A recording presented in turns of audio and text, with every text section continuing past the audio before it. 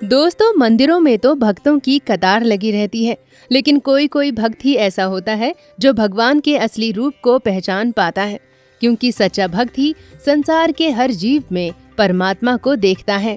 सद्गुरु स्वामी कृष्णानंद जी महाराज ने अपनी पुस्तक एक ओंकार में भगवान शिव और माता पार्वती के संवाद के बारे में बताया है, जिसमें भगवान शिव माता पार्वती को सच्चे भक्त की परिभाषा बताते हैं।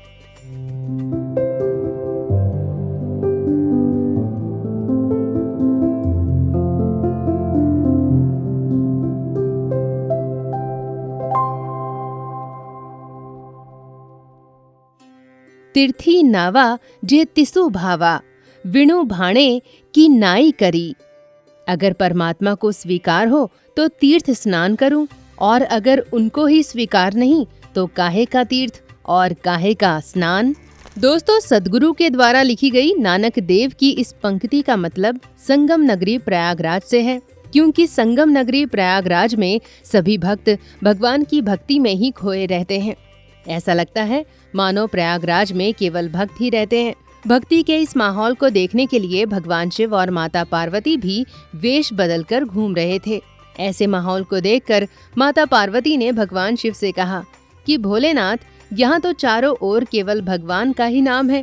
इन भक्तों को तो भगवान के सिवा कोई दिखाई ही नहीं देता। तब भगवान शिव कहते हैं कि इन भक्तों में भय का माहौल है, अर्थात यहाँ जितने भी भक्त दिखाई दे रहे हैं वे सभी किसी न किसी स्थिति से डरते हैं, इसलिए भक्ति में इतने रमे रहते हैं, क्योंकि करोड़ों भक्तों में से एक ही सच्चा भक्त होता है जो बिना किसी भय के परमात्मा का भजन करता है। दोस्तों, तब माता पार्वती ने भोलेनाथ से फिर पूछा कि इनमें से सच्चा भक्त कौन सा है, इसकी पहचान कैसे होगी। भगवान शिव ने माता पार्वती से कहा कि आओ चलो। ऐसा कहकर भगवान शिव माता पार्वती को लेकर एक शिव मंदिर गए और खुद एक कोढ़ी का रूप ले लिया और पार्वती माता को एक सुंदर नारी के रूप में आने को कहा। दोनों ने ऐसा भेष बनाया और मंदिर के बाहर खड़े होकर सभी आने जाने वाले भक्तों से कहने लगे कि मुझे प्यास लगी है, कोई पानी पिला दो। हर आने जाने वाले से ऐसा ही कहते। अब मंदिर में तो सभी भोलेनाथ के ही भक्त थे जो उनको जल चढ़ाने या पूजा पाठ करने के लिए आ रहे थे, लेकिन किसी ने कोढ़ी रूपधारी शिव को पानी नहीं पिलाया। कोई कहता कि पता नहीं सुबह सुबह ये कैसे दिख गया, तो कोई कहता हम तो यहाँ भगवान के दर्शन करने आते हैं, लेकिन ये कोढ़ी पहले ही दिखाई दे गया। तो कोई ये कहता कि हम तो भोलेनाथ को जल चढ़ाने आए हैं, अब इस कोढ़ी को कौन पानी पिलाए। माता पार्वती ये सब देख रही थी कि सुबह से शाम होने को आई है, लेकिन कोई एक भक्त ऐसा नहीं आया जो इस कोढ़ी को पानी पिलाए। सच्चा भक्त करोड़ों में से कोई एक ही होता है। दोस्तों, इसी बीच एक व्यक्ति जो अपने आप में ही खुश और मुस्कुराता हुआ कहीं जा रहा था, हालांकि वो मंदिर की ओर तो नहीं जा रहा था, तो उसने मंदिर के बाहर खड़े कोढ़ी को प्यास से व्याकुल पानी मांगते हुए देखा। तो उसने अपने हाथ से ही अपना कमंडल उसके मुंह में लगा दिया और उसकी प्यास बुझा दी। तभी भगवान शिव उसके सामने प्रकट हुए और माता पार्वती भी अपने वास्तविक रूप में प्रकट हुईं और उन्होंने खुद भगवान शिव से कहा कि स्वामी, आपने सच ही कहा था कि करोड़ों में से एक ही सच्चा भक्त होता है जो संसार के हर कण में अपने भगवान को ही देखता है, न कि केवल मंदिर में ही भगवान को मानता है। तो दोस्तों, भक्ति केवल दिखावे और मंदिर जाने से नहीं होती, बल्कि भक्ति वो है जिसकी वजह से हम हर वस्तु में अपने भगवान के ही दर्शन करने लगें। सद्गुरु स्वामी कृष्णानंद जी महाराज इसी विषय में कबीर की एक पंक्ति कहते हैं, गंगा नहाए कैन नर तर गए।